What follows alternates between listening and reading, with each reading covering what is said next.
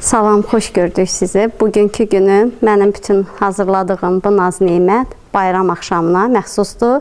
Bizim Cənub zonasının qədim mətbəxinə aid olan bütün bayram gecələrində Novruz bayram axşamı nə bişiririksə, bugün sizin üçün çalışacağım, onları çatdırım. İnşallah ki, dadı da gözəl olar.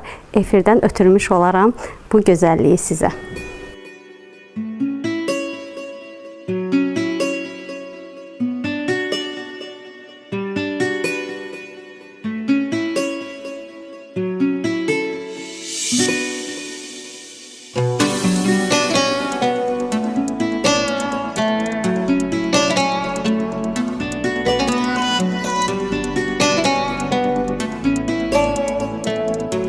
İlk öncə biz başlayacağıq. Bugün bizim vaxt aparası yeməyimiz çətin, gec, biraz səbirli yeməyimiz olan quş plovdan, plov-altı Lənkəranın ən qədim yeməklərindən, dadlı, tamlı, eksklüziv olan yeməklərimizdən quş plovun edəcək qaşqaldaq adlanır.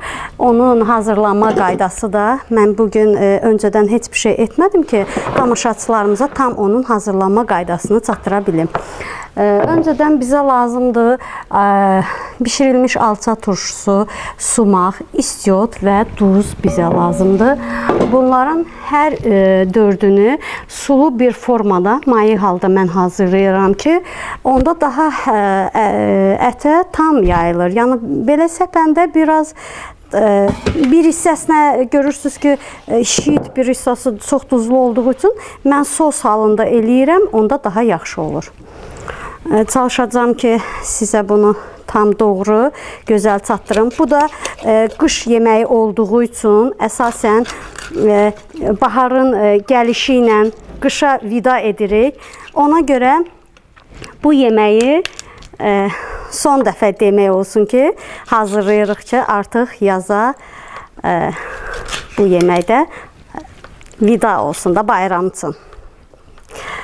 Belə 4 hissəyə ayırırıq. Əsasən biz bunu nəyə görə doğrayırıq? Bütöv halda da qoyanlar olur. Mən əsasən doğrayıram ki, bunu plovun altında servis edən zaman çox qaynar isti olur. Onda hazır olsun. Yəni doğramaq əziyyət olmasın deyənə mən bunu 4 hissəyə ayırıram. Bir daha yuyacaq bunu, təmizləyəcək. Bu quşdakı yağlısı daha qəşəng olur. Yəni sırf yağlısını plov-altı hazırlayırlar. Biz də bugün çalışırıq ki, ən gözəlini, ən yaxşısını tamaşaçılarımıza çatdıraq. Artıq ayırdıq, hazırda doğramışıq. Biz öncədən hazırladıq, qatışdırdığımız sosumuzla. Öncədən hazırladığımız sosa biz ətlərimizi tamlayırıq. Hazır vəziyyətdə qoyuruq ki, mən hər zaman çalışıram ki, öncədən tamlamayım, yəni ədviyyatını vurmuyum. Əsasən bu nəyə dəlalət eləyir? Yəni duz elə bir məhsuldur ki, hər zaman ətin suyunu çıxardır. Çox vaxtı öncədən tamlayırlar, istiotunu, duzunu vururlar, amma mən hər zaman çalışıram yeməyi bişirən zaman hər bir yeməyin duzunu, istiotunu həmən an vuram. Onda ətin öz dadı, tamı, suyu üzərində qalır. Daha dadlı, yumuşaq olur. Məncə belə daha yaxşıdır. Biz ətimizi tamladıqdan sonra bizə lazım olacaq mütləq qırmızı soğan. Qırmızı soğanı mən hər zaman aparatdan keçirdirəm. Onda daha rahat, yaxşı olur. Bu qırmızı soğan nə üçün lazımdır bizə? Vurmayan da olur, amma mən hər zaman vururam. Orada ləvəngi də qoyacaq, düzdür. Amma bu soğan quşun ətin daha tamlı, ləzzətli eləyir plovun altında. İndi sizə göstərəcəyəm.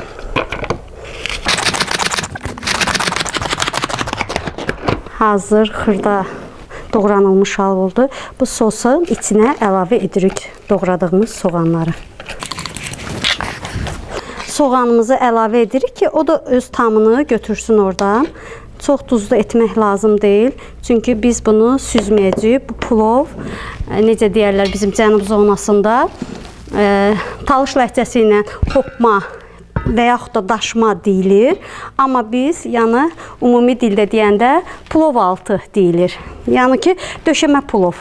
Yəni bunu plovun altında qoyulacaq. Qazanımızı öncədən yumuşuq. Biraz düyü qazanın dip hissəsinə səpirik ki, ətlərimiz qazana çox yapışıb yanmasın. Bu düyü də mütləqdir ki, yerli düyü olanda daha tamlı olur. Öncədən yuyub islatmışam. Bax, bu vəziyyətdə döşəyəcək plovumuzun altına. Yağlı dəri hissəsini üst hissəyə qoyuruq ki, yanmasın. Öncədən hazırladığımız daşda əzdiyimiz ləvəngimizdən götürürük. Bu da mütləq qırmızı soğandan olmalıdır. Bunu arasına belə qoyuruq ki, bu qaynayan zaman orada dağılıb bitməsin. Yeyən vaxtı götürə bilək, onu istifadə edə bilək. Bizim hazırladığımız bu qırmızı soğanımızı, ədviyyatlı tamlı qırmızı soğanımızı əlavə edirik. Görürsünüz, bu ona xüsusi dad ləzzət verəcək. Yerdə qalan düyümüzü ətimizin üzərinə əlavə edirik. Bismillahirrahmanirrahim. Mən hər zaman qonaq sayına görə stəkan ilə ölçümü götürürəm. Onda mənim üçün daha rahat olur və arxayanlıq olur. Düzdür, hər zaman artıq edirik, əlavəmiz olur. Amma əsasən stəkanla ölçəndə dəqiq ölçü olur. Bu düyü mütləq ətin üzərini örtməlidir ki, ət qaynayan zaman üstə çıxıb, yəni kal vəziyyətdə qalmasın. Öncədən islatdığım üçün mən biraz düyüyə suyu az əlavə edəcəm ki, plov yumuşaq alınmasın. Yəni düyülər biraz diri qalsın. Duzda suyumuza qatışdırırıq. Duzlu su hazırlayırıq. Üzərinə əlavə etmək üçün.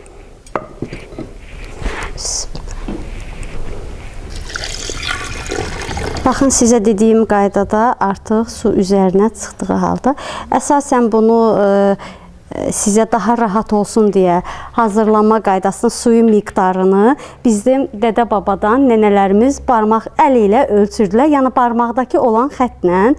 Amma bugün mən öncədən düyünü islatdığım üçün dediyim kimi suyu az əlavə etdim. Ona görə düyünün üzərinə çıxana qədər yetərlidir, bəs edir. Bizim mütləqdir ki, cənub zonasında bayram gecəsi balıq olsun. Bu balıq da mütləq ziyad olmalıdır. Bugün mən üzürlü sayasınız ki, bunun üzərindəki pulcuqları almışam. Amma əsasən üzərindəki pulcuqlar və quyruğu təmizləmir, yəni qalır. O da onun rəmzidir ki, pul, bərəkət, bolluq, yəni süfrəmizdə daimi olsun. İndi sizə göstərəcəm. Mən onun iç hissəsini ayıracağım ki, tən ortadan.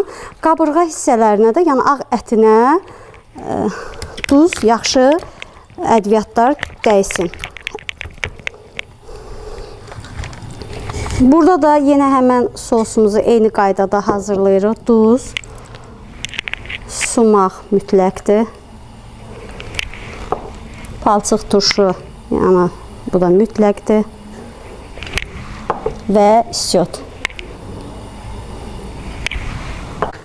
Biz əlavə edirik hazırladığımız sosu balığın iç hissəsinə və kənardan çöl hissəsinə. Hazırladığımız ləvəngidən toyuğun iç hissəsinə doldururuq və bişirəcəyimiz qazana yerləşdiririk. Mən əsasən bu qalın qazanlarda daha yaxşı olduğu üçün bunlarda bişirməyə üstünlük verirəm. Mütləq toyuğun üzərinə yarım stəkana qədər su əlavə edirik ki, o öz suyunu da buraxacaq. Vamodda narın-narın bişsin. Burada da eyni qaydada ləvəngi və balığın iç hissəsindən çıxan kürü hissəsidir. Bunların ikisini bir yerdə hazırlayıb, sonra balığın içinə, qarın hissəsinə dolduracağıq. Duz, sumaq, istiot Əsasən əllə daha yaxşı qarışdığı üçün mən bugün əllə qarışdıracağam ki, tam bir-birinə yovuşsun.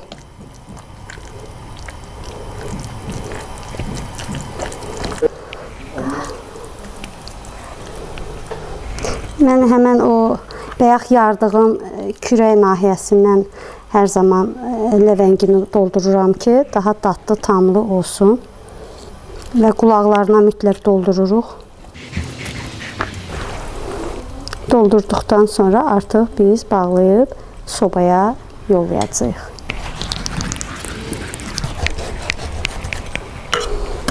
Bu da bizim tərəmizdir. Yəni mütləq bizim bayram süfrəsində olur. Burada 7 cür göyərti olmağı vacib sayırıq.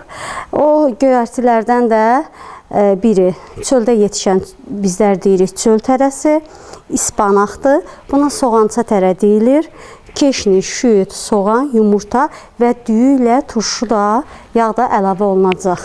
Bu öncədən yuyub təmizlədiyimiz çöl tərəsini mütləqdir ki, biz onu pörtüb acı suyunu atırıq. Amma bu birisi göyərtiləri heç biri pörtülmür. Pörtüldükdən sonra doğrama prosedurunu da sizə göstərəcəyəm. Ondan sonra üst-üstə üzərinə əlavə olunub bişməyə qoyacağıq.